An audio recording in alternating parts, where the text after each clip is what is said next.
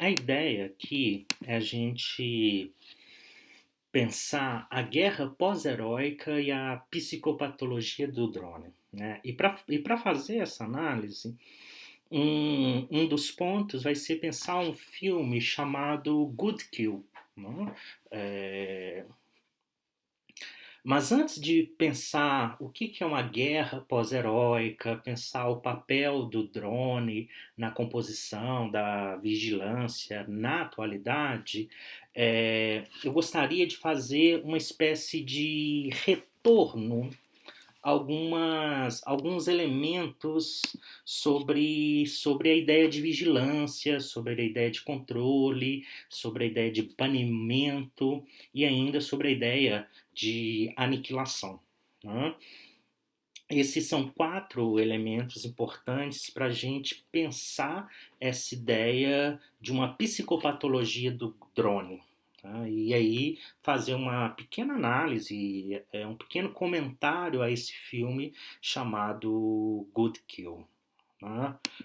Então convém fazer esse retorno. Né? Então a gente vai dividir essa exposição em dois vídeos. Primeiro, fazendo toda essa uma composição teórica e depois a análise de alguns elementos desse filme. Né? Então, quais autores a gente vai perpassar aqui muito rapidamente, de forma bem célere, né?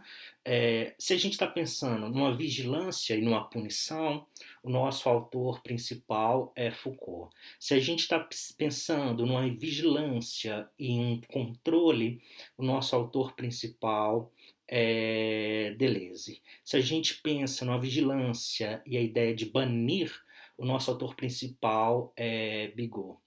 E por último, se a gente pensa vigilância e aniquilação, aniquilamento é o Chamayou. Né? Então, essa é a nossa composição teórica para pensar uma psicopatologia do drone, para pensar o papel do drone na atualidade, trazendo esse espaço, trazendo essa produção interessante, que é uma produção fílmica de um diretor que eu tenho.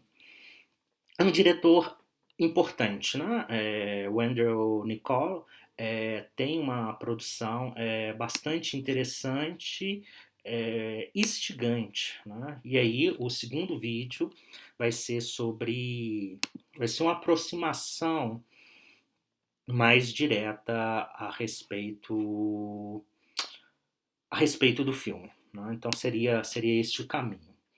Então, para a gente começar, um primeiro ponto talvez fosse dizer que essa paixão, não é?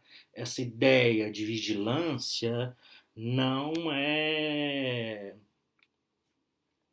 não é uma prerrogativa de nós contemporâneos, né? Não é uma prerrogativa da atualidade, né? De que nós estamos aí envolvidos completamente em algoritmos, em big data, né? Nós que agora para ter um relacionamento a gente utiliza Tinder e seus outros aparelhos que evocam todo um mundo de vigilância. Né? Então não se trata, né, de pensar que aqui tem algo de excepcional nesse processo de vigilância. Né? Existe, né? Mas existe a diferença. Né? Mas a gente vai partir do pressuposto que esse é um desejo antigo. Né? A gente pensa na Bíblia, tem uma passagem que eu acho uma das passagens mais bonitas e mais aterradoras, né? Que é quando que a passagem diz o seguinte: até os cabelos da cabeça de vocês estão todos contados. Né? É uma imagem linda, né? Pensar que Deus saberia, né, a quantidade de cabelos que você tem. Né? O que é isso? Né? É o total controle, é uma onisciência. Né? Então, quando a gente está pensando a vigilância, talvez a gente esteja pensando uma imitação, né, de Deus. Né? A gente está pensando numa máquina, numa tecnologia que imita Deus. Né? Não é à toa que alguns teóricos falam de um Deus ainda por vir. Não é? Que Deus ainda não teria chegado, Deus estaria por nascer, né? Um Deus tecnológico. Mas esse é um elemento. Né? E também o drone realizaria, né, esse pequeno equivalente dessa ficção dos olhos de Deus. Tá? Então, só para. E ainda a gente poderia, claro, aqui eu estou citando esse momento, a Bíblia, mas a gente poderia pensar também a Grécia e esses elementos da vigilância. Mas, posto isso, posto que essa ideia de vigilância não é uma ideia da atualidade, mas muito presente na atualidade, talvez seja necessário colocar dessa forma, né? Que faz a vigilância, a tecnologia, o Big Data também faz parte de uma grande mitologia de pensar esse olho de Deus. Né? Então, esse é um primeiro momento. Posto isso, vamos aos nossos 4 pontos: vigiar e punir, vigiar, controlar, vigiar e banir, vigiar e aniquilar. Vigiar e punir, né? Aqui a gente está pensando, claro, no livro do Michel Foucault, Vigiar e Punir, a história das prisões. Né? Um livro que faz uma análise do surgimento da prisão, que faz uma análise também do surgimento do sujeito enquanto sujeito, assujeitado, né, enquanto sujeito, como um corpo dócil, etc. E aí tem todo um processo que ele vai tratando sobre como se dá a vigilância e a punição. Né? Então, vigiar e punir. O exemplo paradigmático do Foucault é a prisão. Né? E na prisão a gente tem uma ideia importante que ele trabalha, que não é a ideia dele, que é a do panoptismo. Né? Esse pan, todo, ótico, a visão, o olhar. Né? Um olhar que vê tudo. Novamente, a ideia de Deus. Né?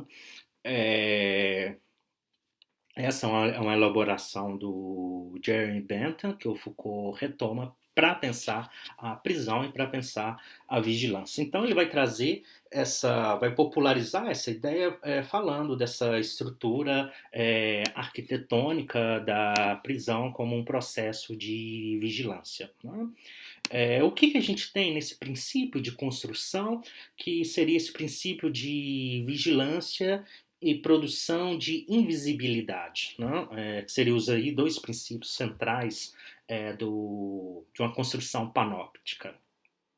Né? Então, primeiro, né? Princípio da vigilância.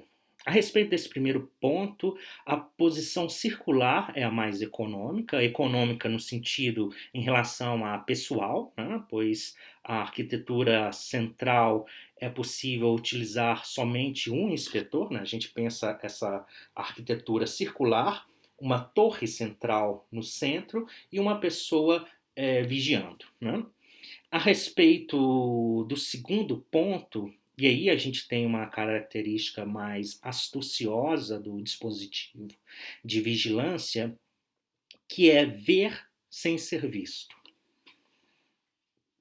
Né? Então, nesse sentido, tem a torre de vigilância que vê e tem os prisioneiros que não veem quem está ali dentro da torre de vigilância. Então, é ver sem ser visto.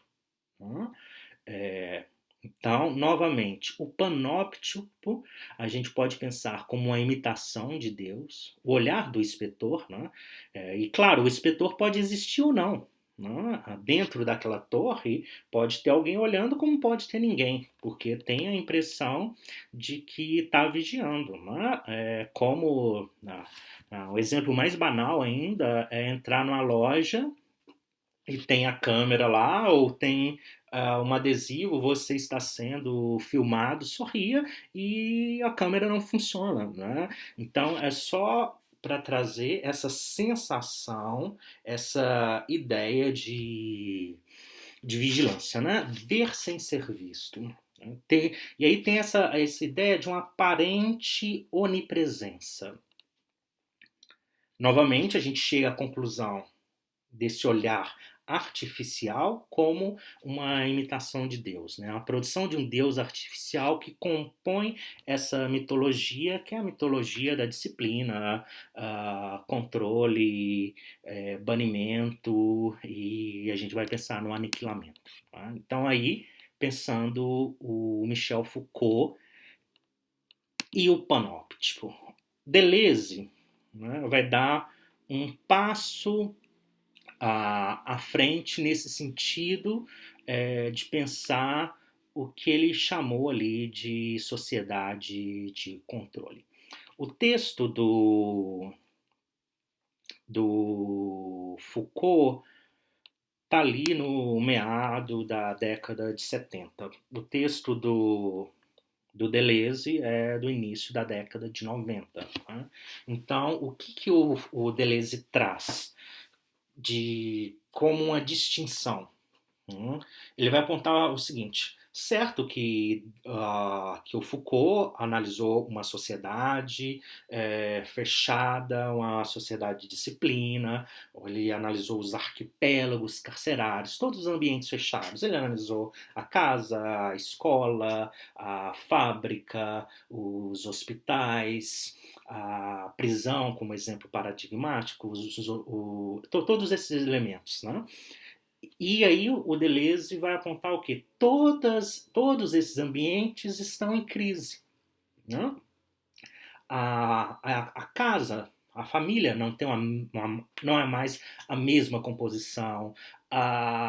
Quando a gente pensa as escolas, né, já é uma escola a céu aberto. Se a gente pensa num momento pandêmico, né, tudo funciona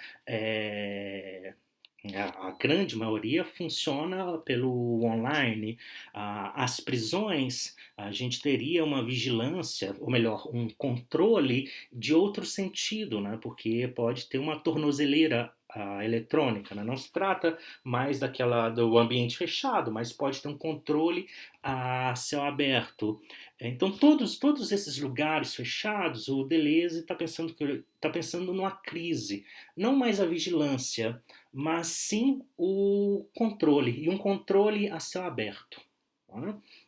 Então, um exemplo, né, que ele dá é um carro na autoestrada. A gente pensa uma moto, né, 110, 120, 180, mas não é possível fazer toda essa velocidade, né? Tem que estar a 80, que é, que é o que diz a placa. Né? Então, é um controle a céu aberto. Mas esse controle, a gente tem que pensar numa sociedade hiperconectada.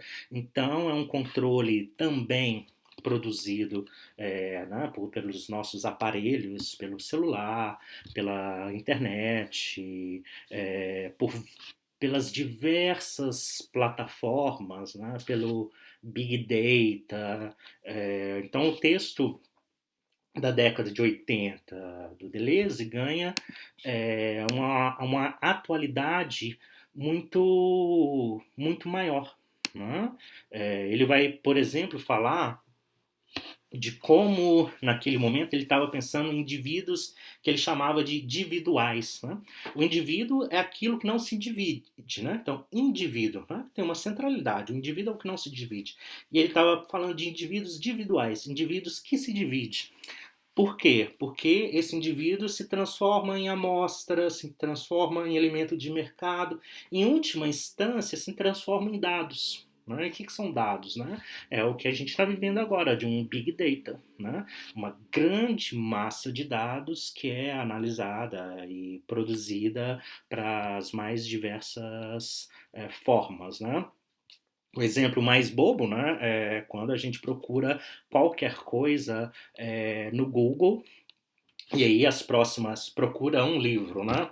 Um livro, por exemplo, História do Riso e do Escárnio. E aí a gente vai começar a receber livros parecidos, né? Então, a história do humor, o papel fundamental do riso na cultura, o riso, um ensaio sobre o significado do cômico e vários livros sobre o riso. Se você procura algo para fazer uma dieta, uma semana, 2 semanas, recebendo informações sobre dietas, né? É, mas não só isso, né? Se a gente pensa que se tem toda uma composição de todas as suas buscas, de todos os seus do seu comportamento em rede, né? A gente tem um controle muito grande, né? Uma frase do Foucault que ultrapassa o seu próprio texto, né, que ganha uma significação ainda maior, é quando ele aponta que a visibilidade é uma armadilha. Tá? Então, estar muito visível seria uma armadilha. O Foucault falou isso nas prisões. Né? Olha só, se naquele momento do panótipo ver tudo é uma armadilha, é um total controle, a gente pode pensar na atualidade do Big Data, essa nossa total exposição, a total exposição dos nossos dados, talvez seja também uma armadilha. Né? Mas voltando aqui para o Deleuze, né? Talvez um dos grandes momentos ali do Deleuze, quando ele vai analisar a sociedade de controle, seja esse, de pensar dados, né? De pensar dados da composição ali do sujeito e pensar que a gente já está entrando em um outro momento. Tá? Então esse seria um outro acréscimo, uma outra composição. Foucault, Vigiar e Punir. O que a gente está falando, Deleuze, um controle, uma vigilância e um controle. Com Bigot, a gente está pensando em uma torção que ele faz. Em que sentido? Uma torção na própria palavra de panoptismo. Se esse pan tem um todo, uma visão do todo, o Bigot está pensando o banoptismo. Né? Esse ban é de banimento, esse ban é de banir. Né? Então, qual seria o elemento aqui? Banir para vigiar. Exemplo, né? A política de Trump, né, com relação aos latinos. Com relação aos brasileiros, com relação a mexicanos, principalmente a mexicanos, né? Mas toda a composição da América Latina, por exemplo. Né? Talvez um grande exemplo desse banimento seja a questão de um passaporte. Quem entra e quem não entra. Né?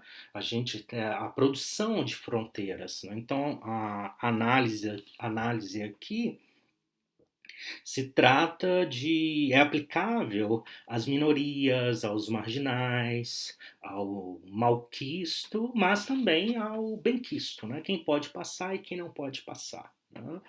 Então esse seria o outro elemento.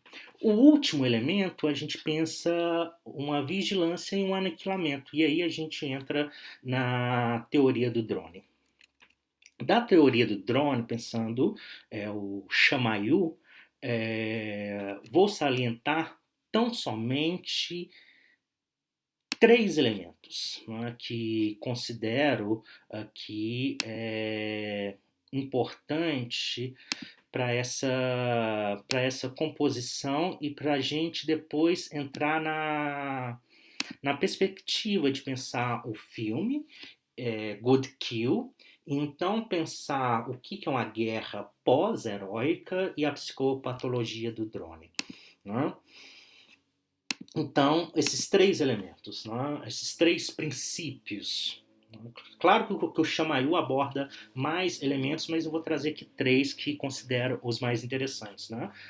O princípio da vigilância permanente. O que seria esse princípio? Né? O princípio da vigilância permanente representa um contraponto ao olhar humano. O que tem no olhar humano? Né? O olhar humano, em algum momento, vai acontecer isso. Né?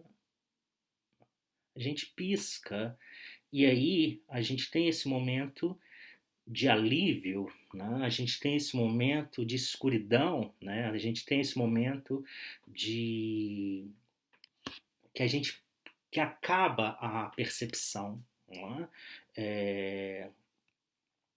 Se a total visibilidade, né, a gente perde esse poder de uma total visibilidade. O olhar humano não tem essa total visibilidade. Né? Então, o princípio da vigilância permanente é a ideia de construir no drone um olhar constante. Né? Uma constante vigilância geoespacial, uma vigilância ininterrupta. Né? Então, esse é o primeiro princípio. O segundo princípio se chama princípio do filme de todas as vidas. Né? A vigilância não é limitada à vigilância em tempo real, mas ela produz alguns elementos. Ela tem a gravação e o arquivamento. Né? Então, se cria todo um filme de vidas vigiadas, onde é possível rever os fatos, rever comportamentos, criar perfis, né? E aqui eu falo de perfil amoroso, perfil de compra, perfil político, todos esses elementos. Né? Então, perpassar trechos dessa vida, focar em determinados elementos, criar gênesis, né? Criar inícios. Né? A gente pode pensar numa sociedade, numa cidade toda vigiada de uma só vez. Né? A gente pode pensar de criar, por exemplo, a gente tem um ataque terrorista. Qual foi a gênese desse ataque terrorista? Né? A gente vai abordar esse elemento quando pensar o filme. O terceiro elemento, princípio de esquematização das formas de vida. Aqui a gente tem um princípio que é muito interessante e que a gente vai ver quando pensar o filme também, o Good Kill.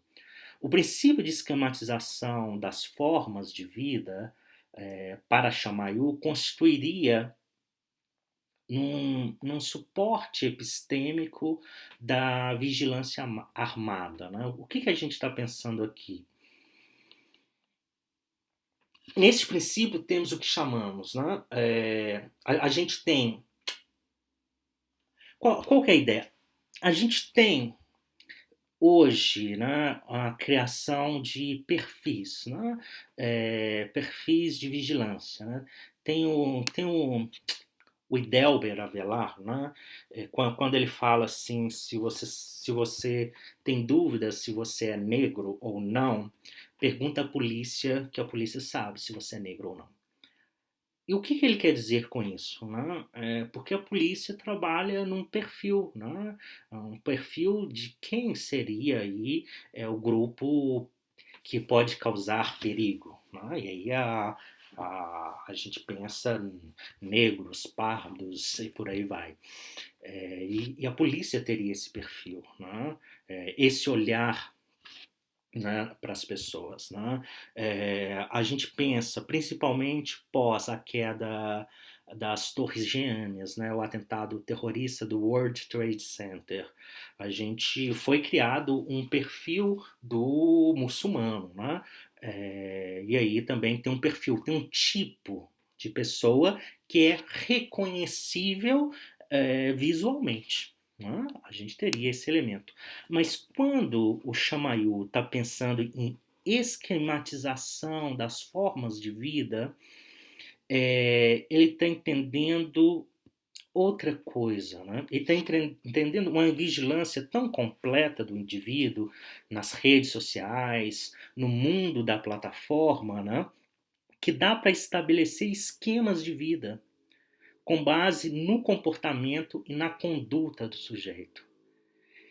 Então, o que a gente tem, né? Nesse momento, o importante não é identificar uma identidade nominal, não é identificar, por exemplo, o negro, o pardo, o muçulmano, etc. Mas reconhecer anomalias nesse esquema de vida. Então, a gente poderia qualificar uma tipicidade de um determinado comportamento, né, e uma identidade genérica. Se a gente produz o esquema de todas as vidas, né, assim, um esquema de vida, por exemplo, essa pessoa sempre sai em determinados lugares, sempre tem que ter um comportamento típico, né? Mas se em algum momento ela começa a fazer pesquisas suspeitas, ela começa a aprender línguas suspeitas, começa a se tornar um indivíduo suspeito. Tá? Tem uma cena muito boa sobre essa questão no Good Kill. Né? Então, quis trazer esses três elementos, né, para pensar esse vigiar e aniquilar, né, da teoria do drone, para fazer essa composição. Né? O princípio de vigilância permanente, sempre vigiar, né? Um olhar que não é um olhar humano, que não é um olhar que falha. O princípio de filmes de todas as vidas, né? Gravar toda a vida, a arquivar e produzir sentido com isso. E por último, uma esquematização das formas de vida, né? Que já não é mais uma criação de perfil, é uma criação de compreensão de comportamentos que pode ser identificado, e aí a gente tem uma identidade genérica que é relacionada a uma vigilância que pode ter as suas anomalias, né? Então a gente viu o quê? Vigiar e punir, vigiar e controlar, vigiar e banir, vigiar e aniquilar, né? Porque o drone vai ter esse elemento do aniquilamento. Né? E um aniquilamento compreendido, né, à distância. Né? A gente pode pensar que o drone vai ser utilizado, por exemplo, num container, né, aclimatado, né, num lugar ali na Califórnia, e vai ter uma repercussão do outro lado do mundo. Tá? Então seria esse o primeiro elemento que a gente está trazendo. E aí a gente vai remontar o que no próximo vídeo, nessa continuidade. Pensar, sobretudo, essas questões tendo em vista o filme Good Kill. Né? Esse filme, o diretor, né, é o Andrew Niccol. Ele talvez é o único filme que eu conheço sobre drone. Né? Tem uma gama de documentários, né? Principalmente documentários, mas um filme que produz uma película, né, dramática, especificamente sobre drones, creio que seja a única ainda. Né? Esse diretor, né, ele produziu também o Show de Truman, que é bastante conhecido, né? O filme com Jim Carrey, que trata também desse elemento da vigilância. Né? Show de Truman, na época, foi um filme ganhou, se não me engano, o melhor roteiro, né? É um filme excepcional que hoje é algo banal, né? Se a gente pensa nos Big Brothers, né? Um outro filme interessante desse mesmo diretor e roteirista é O Preço da Manhã, né? Que também remonta novamente a essa questão da vigilância, principalmente do banoptismo, né? Que as pessoas têm ali no braço, né? Marca um tempo e elas compram um tempo, né? Compram a possibilidade ali de viver mais ou menos, né?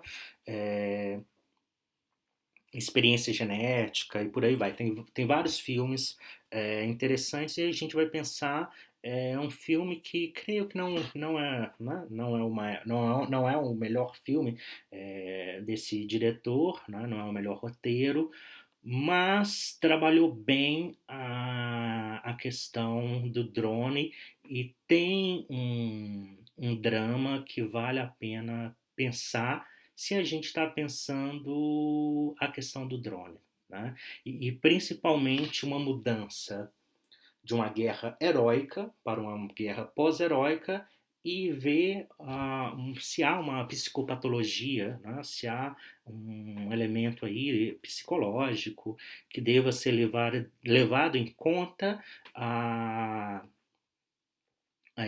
essas pessoas que controlam o drone como se estivesse aí, né, jogando um videogame. Né? Então, esse é o primeiro momento, tratar desses elementos e a gente prossegue pensando essa continuidade, entrando já na perspectiva do filme. Né?